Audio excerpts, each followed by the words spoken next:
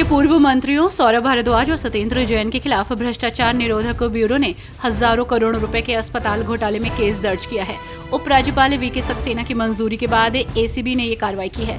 FIR में दोनों मंत्रियों और 5 ठेकेदारों को नामजद किया गया है, जबकि सरकारी अधिकारियों की पहचान अभी बाकी है।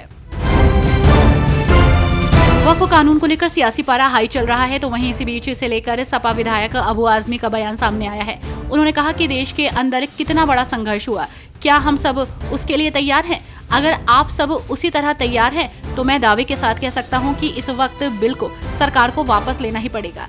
इसके अलावा कोई और रास्ता नहीं है। विक्रम सिंह मजीठिया की मुश्किलें बढ़ती जा रही हैं। आपको बता दें कि मोहाली जिला अदालत में विक्रम सिंह मजीठिया को विजिलेंस ब्यूरो ने आय से अधिक संपत्ति के मामले में पेश किया। सरकारी वकील ने पद के दुरुपयोग का आरोप लगाया, जबकि मजीठिया के वकील ने इसे राजनीति से प्रेरित बताया और सुप्रीम कोर्ट द्वारा विजिलेंस की रिपोर्ट खारिज करने का हवाला दिया। अदालत ने दोनों पक्षों को सुनने के बाद मजीठिया को 7 दिन की पुलिस रिमांड पर भेज दिया है। अगली सुनवाई 2 जुलाई को होगी। कांग्रेस सांसद शशि थरूर के रहस्यमयी ट्वीट, उड़ान भरने के लिए इजाजत मत मांगो, पर कांग्रेस नेता सुखदेव भगत ने पार्टी सांसद पर कटाक्ष करते हुए कहा कि आपने आसमान पे बहुत पतंगे देखी होंगी। जब पतंग बहुत ऊपर उठती है तो अहंकारी हो जाती है, लेकिन जब डोर कट जाती है तो पतंग जमीन पर गिर जाती है। तब उसे पता चलता है कि डोर तो किसी और के हाथ में थी। डोर कांग्रेस के हाथ में है, कांग्रेस की विचारधारा के हाथ में है। मैं उसे काटने की बात नहीं कर रहा, मैं ये समझने की बात कर रहा हूँ कि उसे डोर की वजह से ही आप इतनी ऊंचाई पर हैं।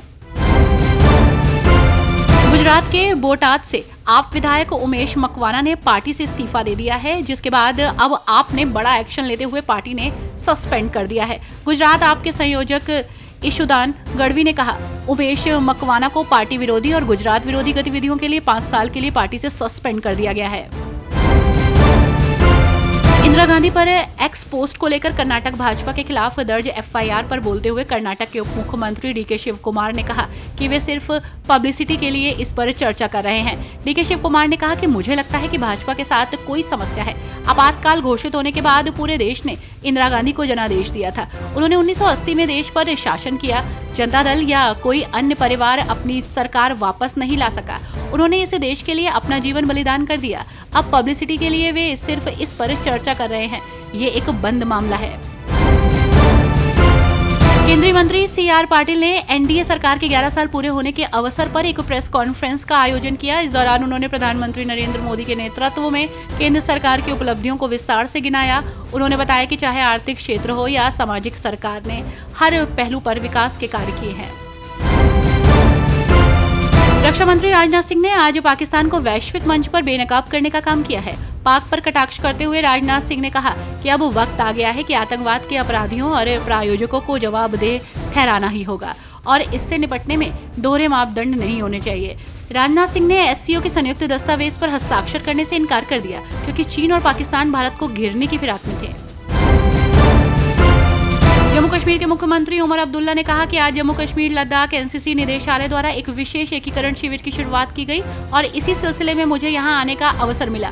मुझे इन बच्चों से मिलने और उनसे बात करने का अवसर मिला। एनसीसी से जुड़ने वाले बच्चों को बहुत लाभ होता है।